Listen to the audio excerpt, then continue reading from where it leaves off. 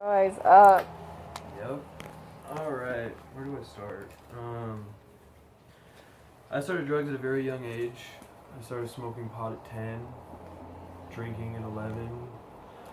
And then it was towards the end of middle school, beginning of my freshman year, I started dabbling in perks and pills and all of that.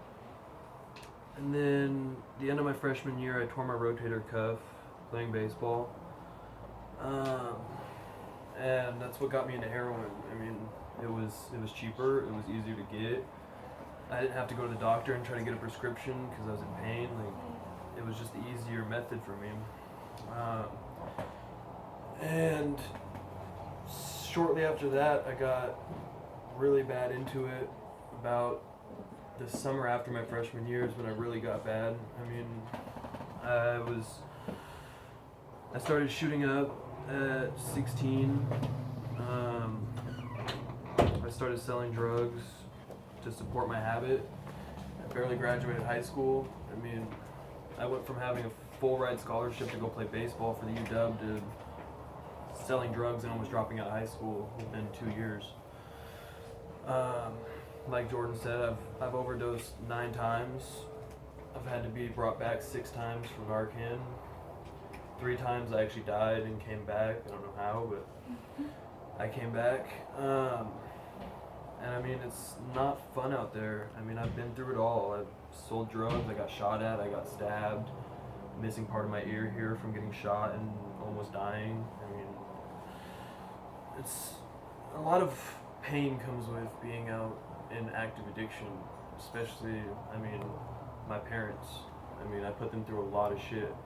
It was like 6 years of them not knowing if I was going to come back or if they were going to get that call that I was in a ditch somewhere dead due to drugs or the lifestyle. I mean, it didn't get really, really bad until right before I came here, actually. I was on a 9-month run. I mean, I first came into the program when I was 16, so I mean, I've been trying to get clean for the last 5 years. And this last 9-month run really brought me to the point where there was no other option but getting clean.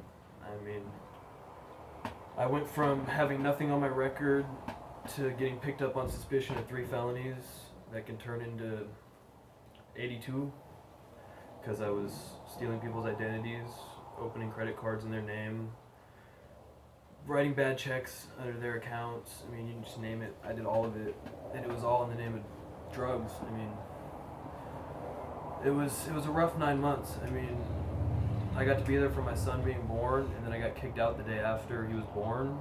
I missed the first 4 months of his life because of active addiction. I mean, I'm lucky to be here right now, and I'm lucky to have the people in this house and my parents still there. I mean, the only thing that brought me here was getting out of county, and I just spent 3 days in county on the suspicion of those 3 felonies. And it's like I got out and I walked all the way to Marysville from Everett and went to my uncle's house, and my mom, I didn't even know she was coming, but she showed up at my uncle's while I was crashed out on the couch and pretty much picked me up that day and brought me to detox. And I mean, without her, I wouldn't have made it out of my uncle's house. I would have left, and I would have went right back into active addiction.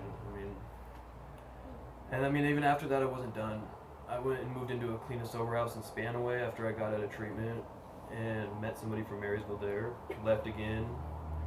This time it was only a month that I went back out for, but I mean, that month I destroyed everything all over again. I mean, I couldn't see my kid, I couldn't see my family, I had nothing, and I mean, I was at the point where it was either get clean or die.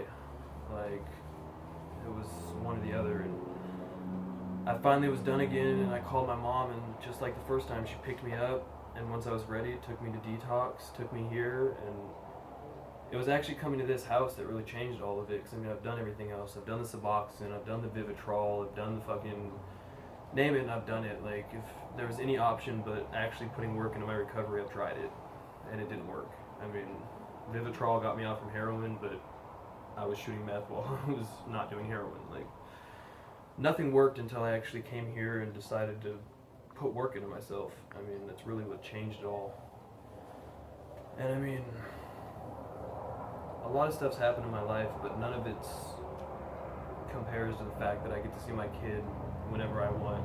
I get to see my family whenever I want. Like that right there is what this is all about. I mean, being an active member of society again, and not taking shit from everybody and just doing whatever you can to fuck somebody over. Like that's where I was at. And I mean, I made it a couple months here. I went back out. I mean, just some shit went down. I went back out.